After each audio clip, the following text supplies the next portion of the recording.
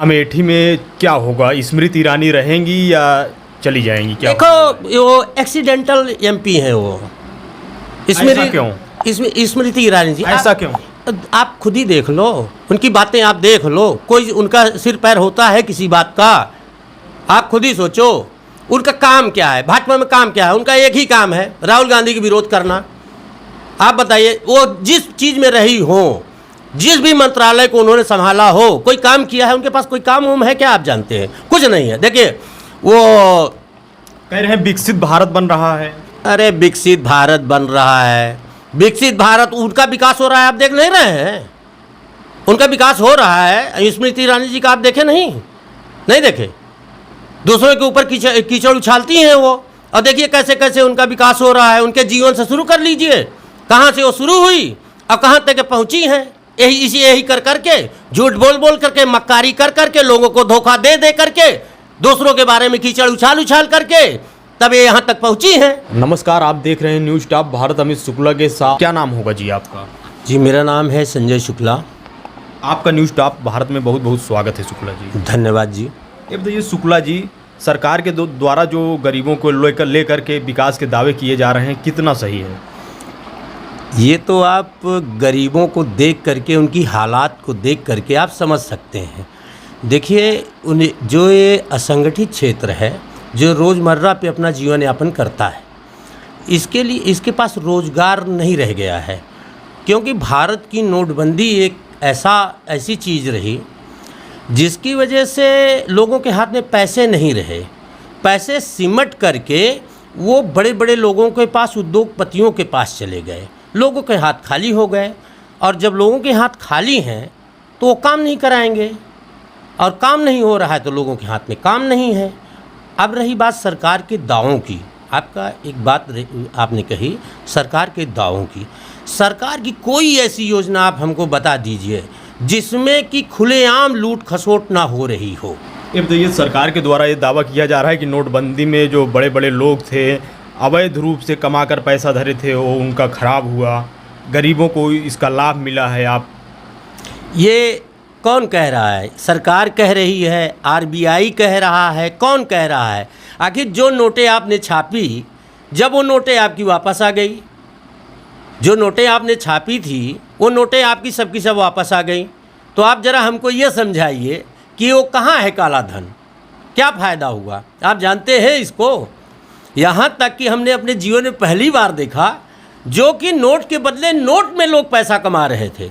आपने अचानक से बंद किया 1500, ठीक है। सुबह वो उठा, कहा कि भैया 500 नहीं चलेगा।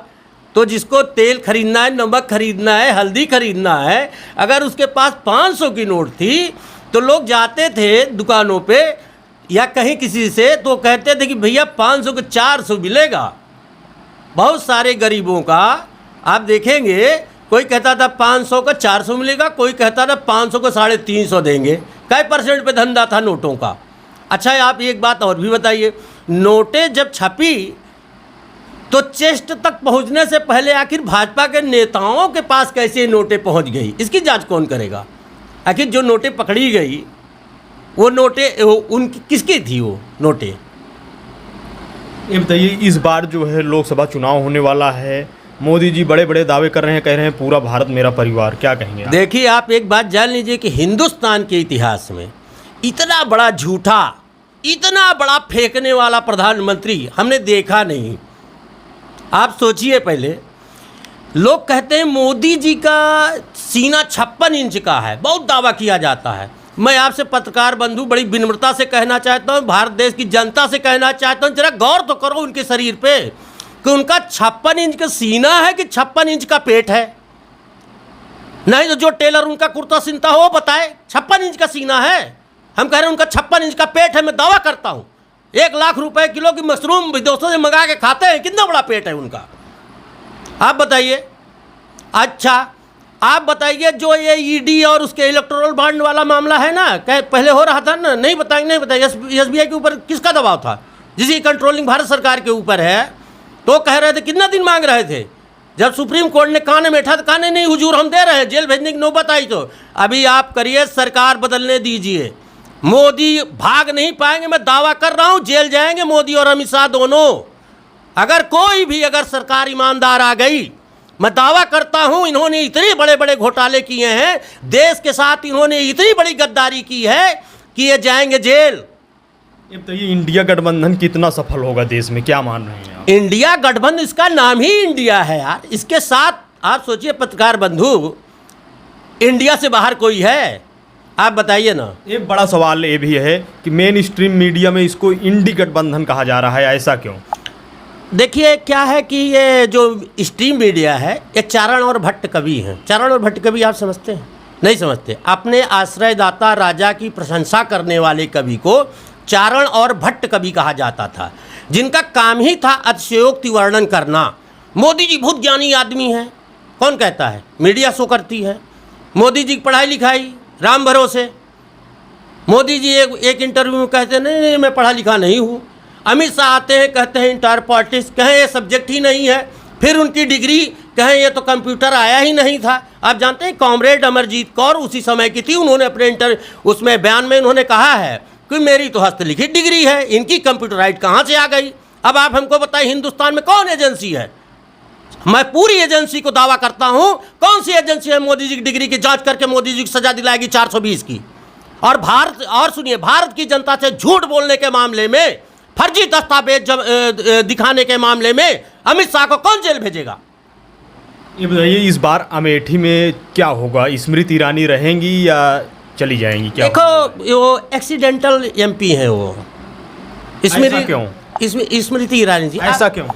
आप खुद ही देख लो, उनकी बातें आप देख लो, कोई उनका सिर पैर होता है किसी बात का? आप खुद ही सोचो उनका काम क्या है, भाजपा में काम क्या है? उनका एक ही काम है, राहुल गांधी की विरोध करना। आप बताइए वो जिस चीज़ में रही हो, जिस भी मंत्रालय को उन्होंने संभाला हो, कोई काम किया है? उनके पास कोई काम उम है क्या? आप जानते हैं कुछ नहीं है। देखिए वो कह रहे हैं विकसित भारत बन रहा है। अरे विकसित भारत बन रहा है, विकसित भारत, उनका विकास हो रहा है, आप देख नहीं रहे हैं? उनका विकास हो रहा है। स्मृति ईरानी जी का आप देखे नहीं देखे? दूसरों के ऊपर कीचड़ उछालती हैं वो, और देखिए कैसे कैसे उनका विकास हो रहा है। उनके जीवन से शुरू कर लीजिए, कहाँ से वो शुरू हुई और कहाँ तक पहुँची हैं। यही कर करके, झूठ बोल करके, मक्कारी कर करके, लोगों को धोखा दे करके, दूसरों के बारे में कीचड़ उछाल करके तब ये यहाँ तक पहुँची हैं। और अमेठी की जनता इस बार ना उनको देख रही है, कब आए, कब मौका मिले, कब इनको हम बताएं। टिकट भी फाइनल हो गया है अमेठी से उनका। किसका? स्मृति ईरानी का। स्मृति भाई वो उनको शहीद करना चाहते हैं ना मोदी जी। कहते हैं इनका काम क्या है, इनका सब काम हो चुका है, इसलिए उनको शहीद करना चाहते हैं। राहुल जी के सामने उनको लड़ाना चाहते हैं। और रही बात मोदी जी की, मोदी जी को सुनिए पहले आप, पूरी भाजपा को मैं चैलेंज कर रहा हूँ, पूरे अगर मोदी जी में दम है, इतना उन्होंने विकास किया है, तो पूरे देश का चुनाव छोड़ दीजिए, वो अपने यहाँ जहाँ से लड़े वहाँ से वो बैलेट से चुनाव करवा लें, उनको खुद ही पता चल जाएगा कि कितना विकास उन्होंने किया है, कितना उन्होंने योजनाओं का किसको लाभ मिला हुआ है। आप ये भी जानते होंगे ना, एक महिला जिसको मकान के बारे में बताया गया था ना कि इसको घर दे दिया गया है, जब उसका इंटरव्यू लिया आप जैसे पत्रकार महोदय ने, तो कहा हमारे पास कहाँ घर है, हम तो किराए में रहते हैं। ये है मोदी जी। ये बताइए चुनाव आने वाला है, उसके बाद डीजल पेट्रोल सस्ता हो जाता है, क्या कहेंगे, इसका लाभ मिलेगा सरकार को या नहीं? क्या देखिए ये तो एक फंडा है, ये फंडा ये है कि आदमी को 4.5 साल तक खूब बढ़ाओ, सीमा तक बढ़ाओ। ये बताइए जो अभी प्री वेडिंग जो है सेरेमनी में जामनगर हवाई अड्डे को अंतर्राष्ट्रीय हवाई अड्डा बनाया गया, उस पर आप क्या कहेंगे? अरे भैया आप भी किस दुनिया में है, ये तो खुलेआम चल रहा है। मोदी जी के 2 यार हैं, जब वो मित्रों कहते हैं तो क्या जानते हैं भारत की जनता को वो संबोधित करते हैं? वो केवल 2 लोगों को संबोधित करते हैं, एक अंबानी को और दूसरे अडानी को। और जब अंबानी के लड़के की शादी हो तो आप जामनगर की बात कर रहे हैं, उन्होंने यही क्या कम किया कि पूरे हिंदुस्तान के लोगों को ये नहीं लाइन में लगा करके नहीं कहा कि चलो अपने में घर में थाली पीटो, आज जो है अंबानी जी के बेटे की शादी है। लेकिन जो है विपक्ष के द्वारा ये भी कहा गया कि 2011 में कांग्रेस के द्वारा भी जो है चंडीगढ़ में अंतर्राष्ट्रीय हवाई अड्डा घोषित किया गया था पाकिस्तान के आगंतुकों के लिए, क्या कहेंगे?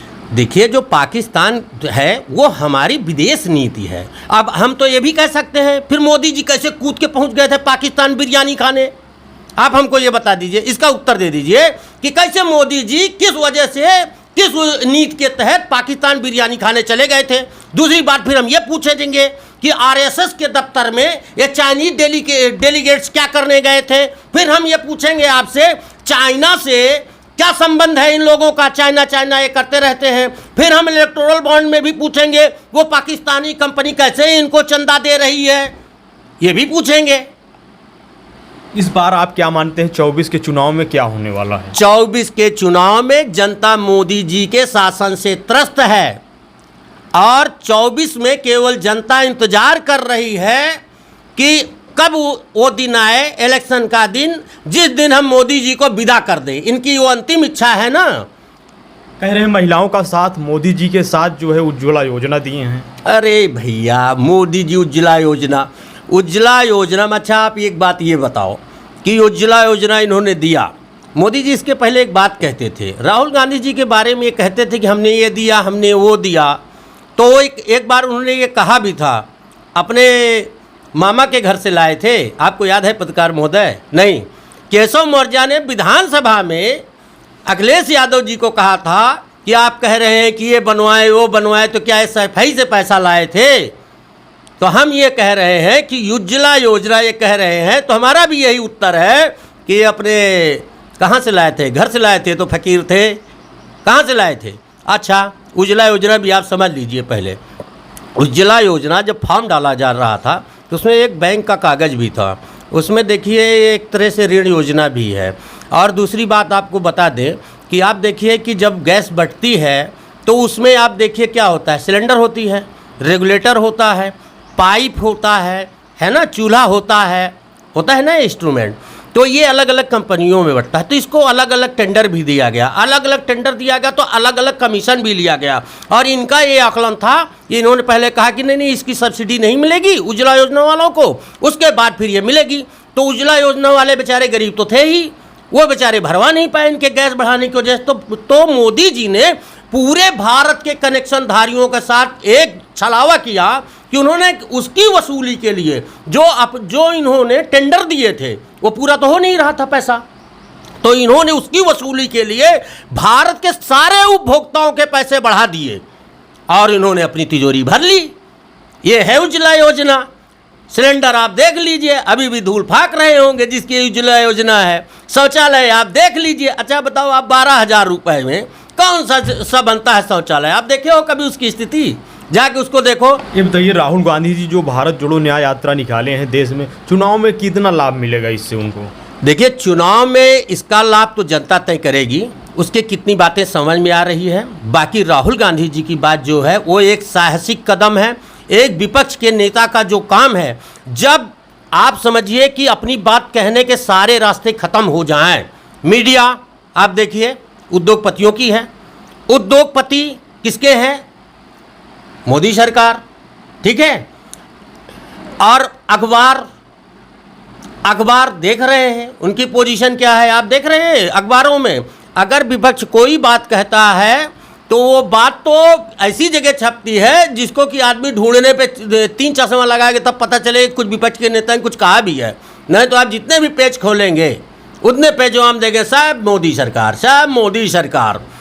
अब बताइए, इसकी जब क्रॉस क्वेश्चनिंग नहीं होगी, कि एक कहा जाता है ना अकेल बख्ता सदा प्यार, तो मोदी जी जब देखिए कभी कोई सामने क्वेश्चन पूछने वाला होता है ना तो मोदी जी घबरा जाते हैं। मोदी जी कह रहे हैं इस बार 400 पार का नारा दे रहे हैं एनडीए। अरे यार भैया, हम तो आपको दावा कर रहे हैं मोदी जी कुछ न करें, 400 पार नहीं, ये खुद ही नहीं पार होंगे। इनका बैलेट से मोदी जी अगर सुन रहे हो, अमित शाह सुन रहे हो, पूरी बीजेपी सुन रही हो, या इनके अलायंस के जो लोग हों, मैं दावा करता हूं कि मोदी जी को किसी भी क्षेत्र से जिस जगह से इनको दावा करते हो उस जगह से ये चुनाव लड़े और बैलेट पेपर से चुनाव हो जाए, देख ले कि मोदी जी पार जाते हैं कि क्या होता है। मैं दावा कर रहा हूं, जनता इतनी नाराज है। आप खुद ही सोचो क्या किया है इन्होंने। आप सोचो इतने प्रदर्शन हो रहे हैं, किसान खुश है इनसे, युवा इनसे खुश है, बेरोजगार इनसे खुश है। आप सोचिए कि दलित इनसे खुश है, पिछड़ा इनसे खुश है, कौन खुश है इनसे? इस बार चुनाव में क्या मुद्दा होने वाला है? देखिए, इस बार चुनाव में मुद्दा होने वाला है बेरोजगारी, भ्रष्टाचार, सारे मुद्दे हैं। सारे मुद्दे जो जनता के मुद्दे हैं वही मुद्दे बनने जा रहे हैं। और आपको ये भी पता होना चाहिए कि जनता त्रस्त हो चुकी है। गांव में हमने बताया, आप देखिए गांव में जब चले जाइए, रात भर लोग अपने खेतों की रखवाली कर रहे हैं, दिन भर अपने खेतों की रखवाली कर रहे हैं, कुछ कर ही नहीं पा रहे हैं। वो 5 किलो राशन की बात कर रहे हैं। सोचो आप कि 5 किलो राशन एक व्यक्ति को मिल रहा है, ठीक है, जिसके पास कार्ड है। एक साल में कितना हुआ? 60 किलो, ठीक है। और 60 किलो राशन दे करके और अपने मित्रों को 60,000 करोड़ लुटवा रहे हैं और बदले में चुनावी बॉन्ड ले रहे हैं। आप सोचो कि ये कांग्रेस करते हैं, लेकिन कांग्रेस आप अगर देखेंगे तो कांग्रेस का किसी भी ज़िले में शायद ही अपना कार्यालय हो, है ना। और इनका देखिए हर ज़िलों में इनका 3 स्टार कार्यालय बन चुका हुआ है। तो कहाँ से पैसा आया?